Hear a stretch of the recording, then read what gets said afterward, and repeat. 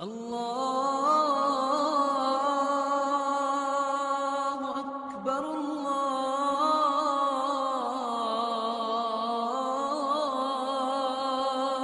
اکبر۔ الحمدللہ والصلاة والسلام علی رسول اللہ۔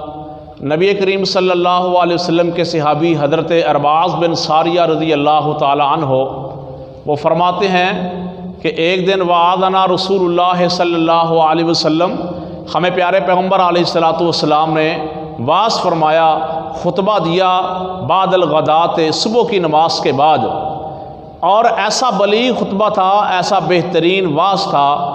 حضرت ارباز فرماتے ہیں کہ صحابہ کی آنکھیں بہہ پڑی، کانپنے لگے۔ ایک شخص کہنے لگا، لگتا ہے یہ الوداعی نصیحتیں ہیں، ہمیں کوئی نصیحت فرما دیں کہ ہم اس کے مطابق زندگی بسر کریں۔ آپ صلی اللہ علیہ وسلم نے فرمایا، پہلی نصیحت یہ ہے کہ کبھی تقوی کو نہ چھوڑنا، اللہ کے ڈر اور خوف کو نہ چھوڑنا۔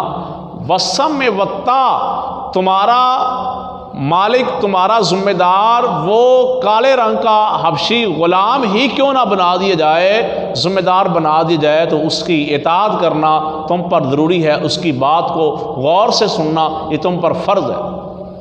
اور آپ نے فرمایا میرے صحابہ اختلافات ہوں گے، فتنے آئیں گے، ان فتنوں میں، ان اختلافات کے زمانوں میں بدعات سے بچ کے رہنا۔ بدعات گمراہی کا نام ہے۔